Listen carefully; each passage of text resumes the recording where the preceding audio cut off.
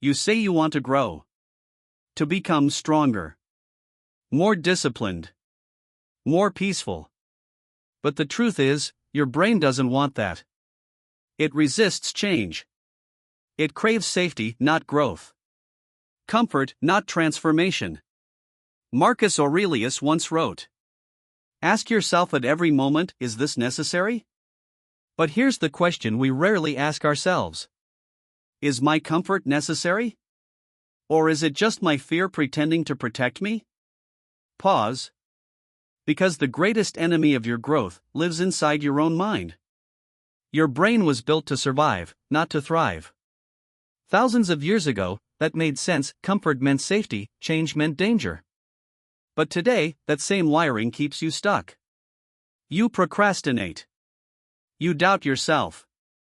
You run from discomfort even when you know it's what you need most. The Stoics understood this battle long before psychology existed. They saw that the mind, when left undisciplined, becomes a tyrant whispering excuses, avoiding pain, and fearing loss. Seneca said, "We suffer more in imagination than in reality." Our mind builds walls where there are none. It convinces us that the hard thing is too hard. That we're not ready. That it's safer to stay the same. But if you want peace, if you want purpose, you must learn to disobey your comfort. So let's explore how the Stoics trained their minds to stop fighting growth. And how you can, too. Epictetus taught, "It's not things that disturb us, but our judgments about things." The brain doesn't protect you from pain, it protects you from perceived pain. From what it thinks will hurt. When you hesitate to go to the gym, to speak your mind, or to start that project, your brain sends a signal of danger. But it's not dangerous. It's uncomfortable. And discomfort is the doorway to growth. The Stoics believed that by walking through that door again and again, you rewire your perception of pain. Marcus Aurelius trained his mind daily, repeating, "If it is endurable, then endure it." He faced illness, betrayal, war, yet still found calm. Not because life was easy, but because he no longer feared what was difficult. Every time you choose the harder path, the cold shower, the honest conversation, the disciplined morning, you teach your brain that discomfort is not an enemy. It's a signal of expansion. Seneca wrote, "Difficulties strengthen the mind, as labor does the body." Resistance isn't proof that you're weak, it's proof that you're stepping into growth. Think about it: when you decide to wake up earlier, eat better, or break a bad habit, your brain fights back.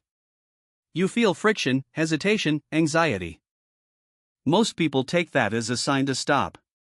But the Stoics saw it differently. They saw resistance as the test itself. If it's uncomfortable, it's worth doing. In modern life, this looks like every small moment of choice. When your alarm rings, do you rise, or do you negotiate with your excuses? When someone criticizes you, do you react, or do you reflect? When life becomes uncertain, do you panic, or do you practice patience? The Stoic doesn't seek an easy path. He seeks a meaningful one. And meaning is always built on the other side of resistance. Epictetus taught detachment from what we cannot control. Make the best use of what is in your power, and take the rest as it happens. One reason the brain fights growth is because it fears failure. You start something new, a business, a goal, a routine. And instantly your mind asks, what if I fail? What if I'm not good enough? But the Stoics remind us, you cannot fail at effort. You can only fail at avoidance. Growth is not about controlling the result. It's about showing up, no matter how uncertain it feels. Seneca wrote, "He who is brave is free." And courage doesn't mean you feel no fear. It means you move forward with fear. Because you understand that fear is just noise. A signal to keep going.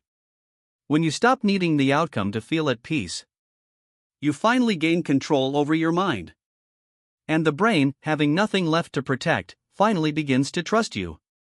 Marcus Aurelius wrote daily, not to show wisdom, but to practice it. To remind himself that virtue, like strength, must be trained. He faced endless pressure, yet he never stopped reflecting, journaling, observing. Because he knew. Growth isn't something you find. It's something you build. Modern neuroscience agrees.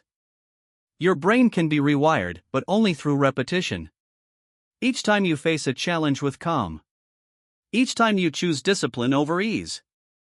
You're literally shaping new neural pathways. You're teaching your brain that the path of effort is safe. That struggle is not a threat, it's a teacher. That is how a Stoic lives in the modern world. Not by escaping struggle, but by mastering the mind that fears it. Growth begins the moment you stop negotiating with your excuses. The moment you sit with discomfort, not as punishment, but as practice. The Stoics didn't chase happiness. They chased strength of character, and happiness followed. So ask yourself, where in your life are you still choosing comfort over growth? What truth are you avoiding because it feels hard? The brain will always fight change. But you are not your brain. You are the one who observes it. Who decides whether to obey its fears or rise above them? As Marcus Aurelius wrote, you have power over your mind, not outside events.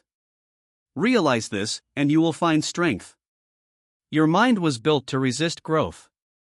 But your soul was built to seek it. Don't silence that calling. Walk toward the difficult things. Because that's where you'll find yourself. If this reflection spoke to you, join me in the next journey into Stoicism. Here, on Stoicism by ISM.